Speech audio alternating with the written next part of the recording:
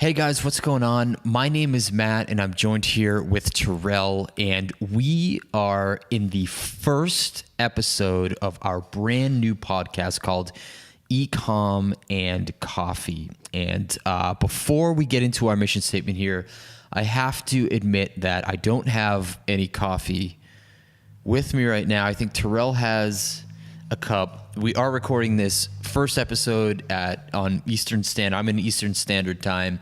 Terrell is in a place that's magical, and sometimes he's 3 hours behind me, sometimes he's 2 hours behind me, and it's almost midnight here. So I figured if I wanted to save any chance of sleeping, that I would have to forego the coffee. But moving forward, not only are we going to be talking about e-commerce, traffic, driving traffic, and those kinds of strategies. We're also going to be talking about some coffee stuff, and I'm a novice with coffee, so I'm sure Terrell will be able to help me out with that. So Ecomm and Coffee is the name of the podcast, and I'm just going to talk briefly about our mission statement here. So really the big thing is me and Terrell are both implementers, and we're operating in anywhere from medium-sized businesses to large-scale businesses, specifically in the e-commerce consumer packaged good space. Everything from workout equipment to coffee to apparel. And what we wanted to do is we wanted to start a podcast where you're hearing from people that are actually in accounts operating, seeing what works today, because with any digital marketing strategy, what's working today sometimes doesn't work, or didn't work, isn't going to work in, a month or 2 months down the road. So we want to talk about the strategies that we're implementing today that are up to date, and basically give you that insight into, what that looks like for us. We want to be able to really help e-commerce specific owners be able to understand traffic and understand the strategies that we're implementing and winning with. So that's really our mission statement. What we're going to do now is kind of just move into a little bit about what you can expect from this show. So from this show, you'll typically see me and Terrell talking about our day-to-day as far as what's winning, what's losing. But what we're also going to do is bring guests onto the show that are going to talk about how they grew their e-commerce companies, the strategies that they used and implemented, everything from guys that built their e-commerce shops off of their influence, from building their personal brands years before they even launched an e-commerce shop, all the way up through some guys that are operating in really, really big accounts, talking about some of the viral strategies for content that they've utilized. So that's really some insight that we want to offer to you guys. So we're going to be bringing guests on the show. And then lastly, I think that one of the third segment that we're going to end up bringing onto the show is a little mini series. This is down the road, where I think me and Terrell are actually going to maybe pick a product and start an e-commerce shop and go from square one all the way through, square 10, whatever that looks like, to get to a break-even point. Because we want to be able to show you guys that not only do we implement in these accounts, but this is actually tangible. Like, you can make money in running an e-commerce shop for yourself. It is doable. You can use digital marketing strategies. You can use Facebook. It is not the magical elixir of the few that know how to run it. This is something you can absolutely do yourself. And Terrell knows a whole lot about that stuff. So that's kind of our mission statement, little introduction to what this podcast is going to be all about. We're excited to see how it unfolds. I'm going to kick it over to Terrell right now, and he's going to talk a little bit about his background. And after that, I'll talk a little bit about mine, and we'll wrap up this very first introduction show. So take it away, Terrell.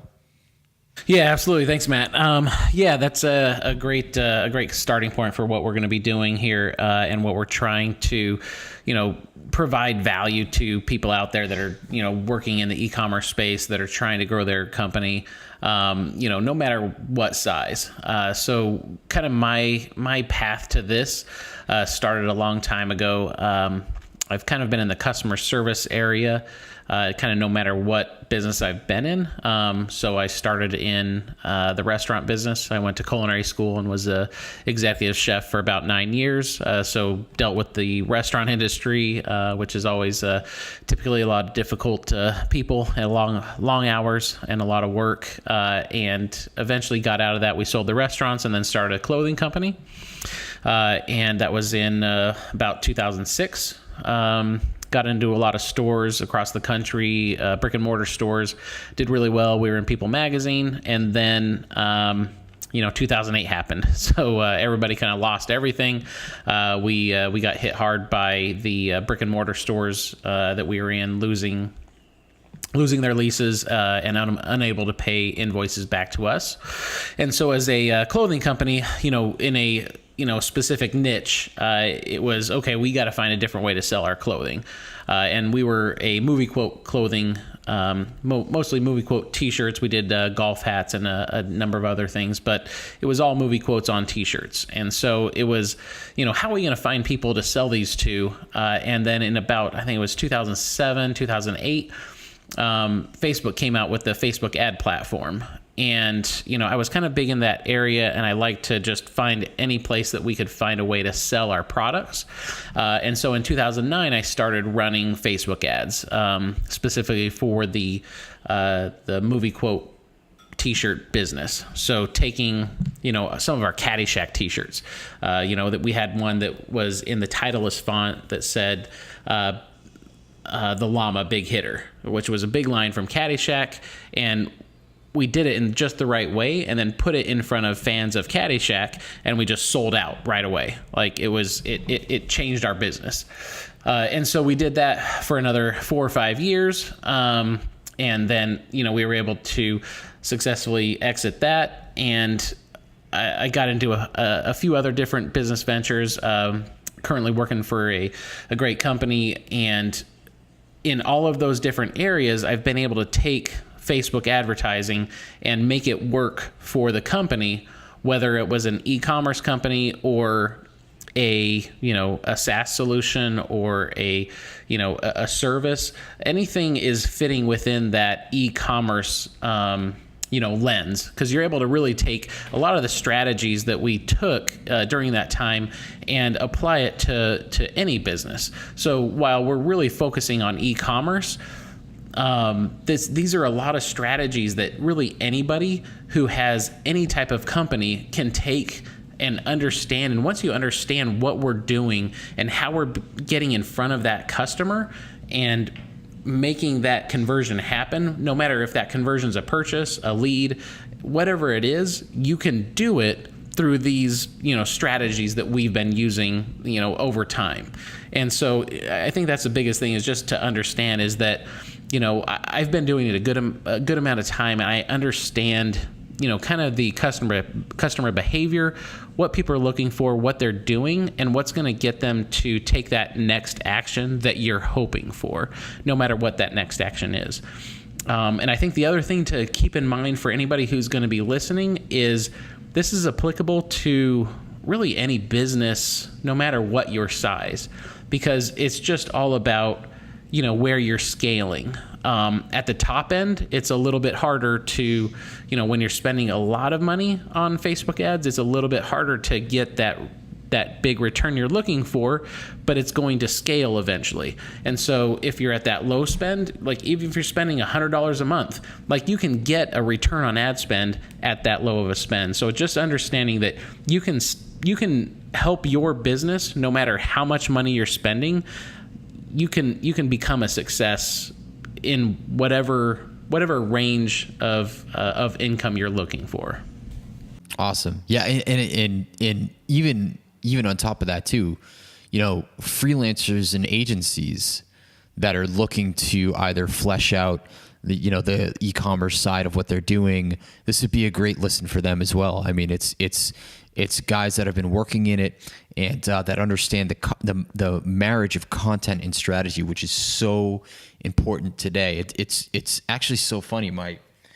My girlfriend actually just recently landed a new job at an agency, and we have conversations about kind of their strategies and clients and stuff like that. And it's so interesting. They're a relatively big agency. It's so interesting how much it sounds like a lot of these bigger agencies are missing. So, if you work at an agency, if you're a freelancer, this is absolutely applicable to you as well. It's not just the e-commerce shop owner like Terrell was talking about. It's all encapsulating, because these strategies really are, there's nothing new under the sun here. We just, have a certain way of maybe laying it out or something like that. These strategies transcend platforms. So definitely a good listen for a whole slew of different people. I really think it just kind of like helps to demystify a lot of the things. I think when people hear, just being in the realm for a long time, like when people hear Facebook ads, they're either intrigued or they're just put off right away. But they're put off because, I tried Facebook ads once and it didn't work for me. And, okay, well, what'd you do? And it was, they ran one ad, they put, $50 behind it, nothing happened for them, so they never did it again. So it's understanding that, it can be done wrong and you can lose money. But, when you do it right, with some simple things to set up properly, you can make money, even if it's just setting up a simple dynamic product ad for your company. And if you just let that run and that was it, you're going to be profitable in the Facebook advertising realm. So there's a lot of different things that you can do, no matter what your budget is, to at least make a positive impact on your company. Absolutely. So a little bit about my background. So I have been a video producer for the past 10 plus years now. I started out doing a lot of freelance work and working more in IT and technology. Freelance work kind of stayed steady. I ended up doing everything from working on short films and music videos. I got to work with a hip hop artist out in LA a couple times. Was able to go out there and work with him and shoot some music videos for him. Have done a lot of weddings, a lot of live events, the typical freelance videographer type stuff. And then I ended up working internal at a company and producing content for them internally. And what I really realized is that people don't understand how to use content today. They don't understand this idea that needs to be prevalent in the mindsets of companies when they're producing content, that it's not about the quality of one piece. It's about what is your acceptable level of quality or brand standard, and then executing across as many pieces of content as you can create that touch different segments that you think may be interested in your product. Keep your core content really great for your core audience and keep growing that. But what's more important is the amount of content to test. And that was a game changer for me. That was, and that's what I think is going to be super exciting for people that are listening to this, that maybe own an e-commerce shop, or maybe people that are running ads right now in the e-commerce space, that maybe haven't thought about this. The union of content, specifically video content, and strategy is the apex of whether you win or lose. You need to understand that micro content is super, super important. Don't book a video production shoot or a video shoot for one 30-second piece. Book a day where you do nothing but pre-plan 100 pieces of content based on audience segments that could be interested in your product. And that was really, again, that was just the real mindset shift for me. So that's why that's when I launched into creating or co-founding an agency called Mobius Media Solutions. And I co-founded it with 3 friends of mine, and that was where we started. It was, hey, look, we're an agency. We do digital marketing, but we specialize in video, which was something that a lot of agencies at our size at that time didn't do. It was, we're an agency, we sit behind a laptop and run Facebook ads, which is important, but what's just as important, especially now, is being able to create creative pieces of content in volume. and being able to run those and test those. And it's not as difficult as it sounds. So that's my background as a video producer, and then starting the agency with 3 co-founders, and then finally coming to this podcast after years of implementing and running accounts at that agency. So that's where we're at. And again, the really exciting part to me is being able to talk about that. Everyone knows that video content is so important today, but how do you fit it into your strategy? How do you fit it into running ads? How do I shoot it? How do I produce it? What do I need and stuff like that? So that'll be a really cool part of this podcast as well. Yeah, I mean, and I think the other thing to note on that is that there's so many different levels of that. The video editing, because we've seen great results from people who run using an iPhone. All the way up to, really well-produced product. And you'll get different returns on the higher level produced stuff. But even at that lower level, like just getting started is going to help anyway. Like just getting out there, getting started, and getting moving on something, no matter what level, is going to get your feet wet at least and start seeing some results. Yeah, exactly. And again, so in some upcoming episodes, we'll talk a little bit more in depth on that. But what's even really exciting about what Terrell just said is the idea that your better quality stuff will get better results. I would say that might be true about 75% of the time. But the exciting thing is, even using a cell phone with the right method, everything comes down to story. Right? If you can tell a story, regardless of what you're using to tell that story, you're going to win, especially if you know how to do it in micro chunks and being able to splint your content and put it in multiple places. So really cool stuff coming up for the podcast there. And stick with us. We're going to try and do this about once a week. At least once every other week, but we're shooting for once a week. We're going to try and hold ourselves to that, and we've got some really cool stuff coming up. So stick around, stay tuned, and that does it for this episode. We will see you guys in the next one. We've been using executing across mid